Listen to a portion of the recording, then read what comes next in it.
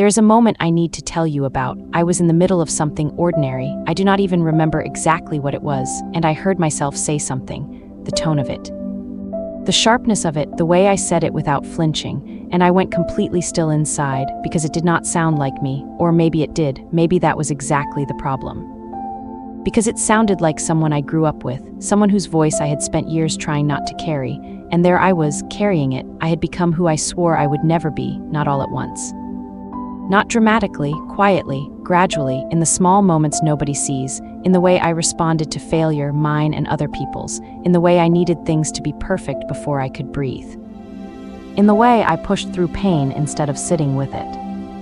In the way I sometimes made the people closest to me feel like they were not enough, not because I wanted to hurt them, but because that was the language I had been handed. And I had never stopped to ask whether I wanted to keep speaking it. If you have ever caught yourself and thought, I sound just like them, this episode is for you. If you have children and you lie awake sometimes wondering what you are passing on, this episode is for you. And if you do not have children but you are in relationship with people, a partner, a friend, a sibling, anyone you love, this is still for you. Because cycles do not only travel through bloodlines. They travel through us, through everything we do before we have the language to do differently. This is breaking the cycle. And I am going to be honest with you today in a way that I have not been publicly before, because I think the only way this conversation is worth anything is if it is real. Welcome to Ife Random Reflections. I am Ife, and before we go anywhere else, I just want to say if you found this episode today, I do not think that was an accident. This is the space where we go deep, stay honest, and trust that real conversations heal real things. We are in our May series on children and generational wholeness, and if you have not listened to last week's episode, The Child You Were Still Lives Here, I want to encourage you to go back and start there. Because that episode is the foundation for everything we are building this month. If you are listening on Spotify, follow this podcast right now. It costs you nothing and it means you never miss what is coming. Share this episode with someone who is in the work, someone who is trying to be different from what they came from. And if today lands for you, leave a review. It is how more people find this space. Now let us go all the way in. Let me tell you what a cycle actually is. Because I think we have made it too dramatic in our heads. We hear the word cycle and we think addiction, abuse, catastrophic dysfunction. And yes, those are cycles. But most cycles are quieter than that. Most cycles are just the unexamined ways of being that got handed to you, that you absorbed without choosing, that became your default before you were old enough to know you had options. A cycle can be the belief that failure is shameful rather than instructive, that if you cannot do something perfectly, you should not do it at all, that emotions are weakness. That asking for help means you are not enough, that love has to be earned, that rest is laziness, that the way to be safe is to be in control. None of those things sound like trauma. But every single one of them can shape a life, can shape a child, can pass from one generation to the next without anyone realizing it is even happening. For me, two things were loudest. The first was perfectionism, not the inspired kind, the anxious kind, the kind where something being imperfect did not just feel disappointing, it felt dangerous. Like if it was not right, something would fall apart, something would be lost, someone would be disappointed in a way that could not be undone. I grew up watching that, I internalized it. And then one day I looked up and I was living it, running from it in one direction and running straight into it from another. The second was the relationship with failure. I do not accept excuses for failure, in myself first, and if I am honest, sometimes in the people around me, and I know exactly how that sounds. I have heard how it sounds, that is the point. There is a version of high standards that is beautiful and life-giving, and there is a version that is punishing. That leaves no room for being human. That makes mistakes feel like verdicts rather than moments. I know where I got that from. I watched it modeled, and I copied it without knowing I was copying anything at all. The painful thing about cycles is not that they were done to you. The painful thing is discovering that you have been doing them. That the very thing you needed someone to stop, you have picked up and started carrying. And the moment you see it clearly, it is one of the most disorienting experiences a person can have. Because you thought you were different, you thought leaving the environment was enough. You thought that because you were aware of the wound, you were automatically free from it. Awareness is the beginning, but awareness alone does not break anything. So how does this happen? How do you grow up watching something, hating it, swearing on everything that matters to you that you will never be that. And then find yourself standing in your own kitchen or your own office or your own silence one day and realizing you are that. Here is the honest answer. We do not repeat patterns because we are weak. We repeat them because they are familiar, and familiar to the nervous system feels like safe, even when it is not. Even when it is painful, even when we consciously know better, the body does not always do what the mind decides. The body goes where it has been before. I could give you a story about someone else here, but honestly, the clearest example I have is my own. The perfectionism I carry did not start with me deciding I valued excellence. It started with me watching that imperfection had consequences, that mistakes were met with disappointment that felt enormous, so I learned to get things right. I learned to not make room for things going wrong, and when they did, I did not know how to hold that with grace, not in myself and not in others. I did not know how because no one had showed me. They had only shown me how to push through, how to correct, how to hold the standard higher, and here is what no one tells you. The very coping strategies that helped you survive your childhood can become the things that harm the people you love in your adulthood. The toughness that got you through becomes harshness to someone who needed softness. The self-sufficiency that kept you going becomes distance to someone who needed connection. The perfectionism that made you excellent becomes impossible pressure on a child who just needed to be loved as they are. None of this is intentional. That is exactly what makes it so hard.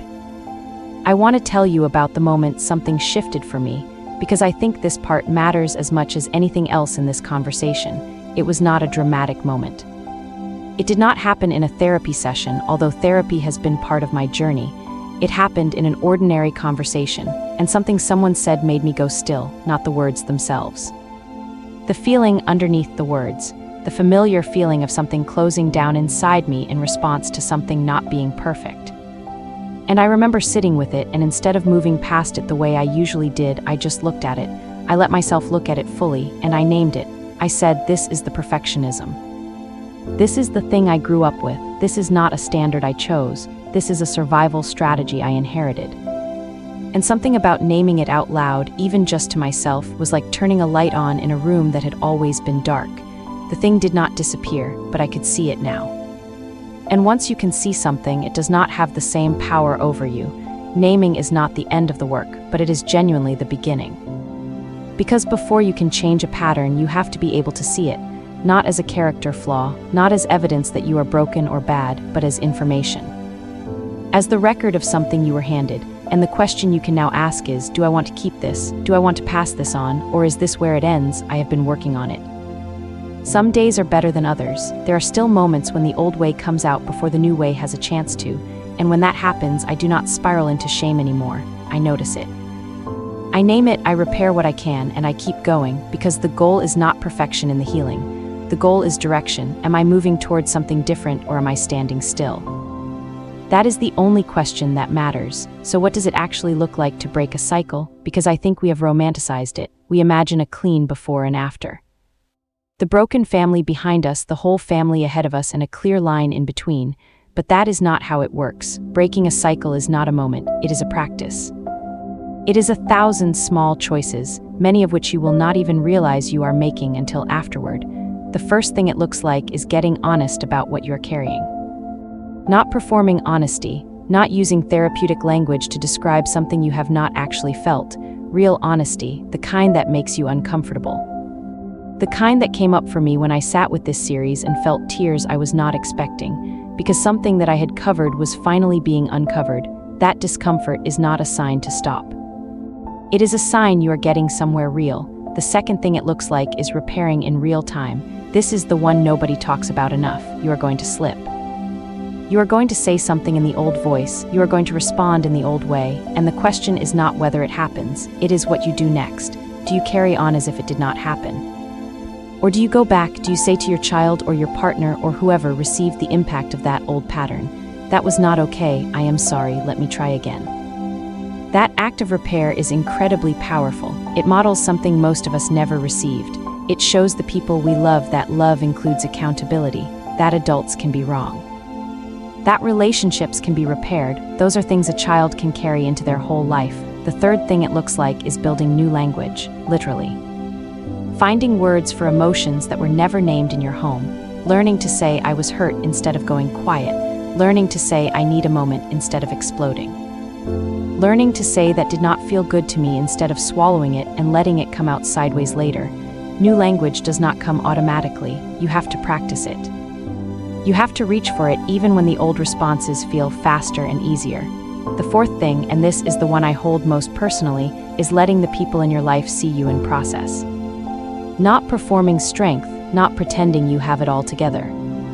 Actually letting them see you name a feeling, manage a hard moment, say sorry when you need to, choose differently than you could have. If you have children, this is one of the most powerful things you can do for them, but if you do not, this still applies. A younger sibling, a friend who looks up to you, a colleague who is watching more than you know, someone is always watching.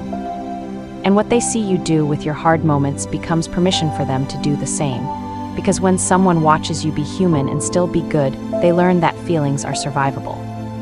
That mistakes are not the end, that you can be in process and still be worth knowing, that is a cycle worth starting. Before I close, I want to say something about the people who handed you what you are working to put down.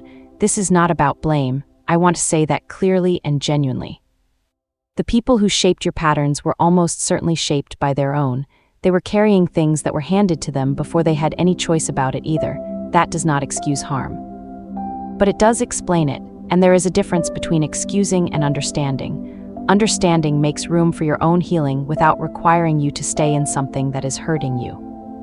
When I think about the patterns I grew up with, I can see now that they were survival strategies too. The people who raised me were doing their best with what they had been given. Their best was sometimes not enough for what I needed. Both of those things are true at the same time, and holding both of them is what allows me to do this work without being swallowed by bitterness.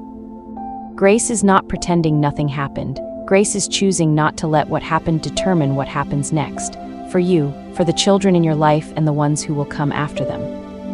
That is the weight of this moment. You are not just healing for yourself.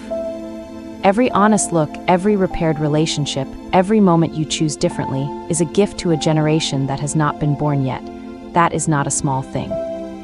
That is one of the most significant things a human being can do. I said at the beginning that I became who I swore I would never be, and that is true, but I also named it. And naming it meant it could no longer name me. I am still in the work. I want you to know that. I am not speaking from a finished place. I am speaking from a place of honest movement. Some days I get it right, some days the old voice comes out before I can catch it, but the direction is forward, and forward, even when it is slow, even when it is messy, is enough. If you are somewhere in this story today, whether you are just beginning to see the patterns or you are deep in the work of changing them, I want you to know that the fact that you are even asking the questions is already the cycle breaking. The awareness is the first crack in the wall. Keep going. Share this episode with someone who needs it today. Follow this podcast on Spotify so we can keep going deeper together. Leave a review if this conversation moved something in you, and come back next week because we are continuing this series and it is only going to go deeper. I am Ife. I will see you in the next one.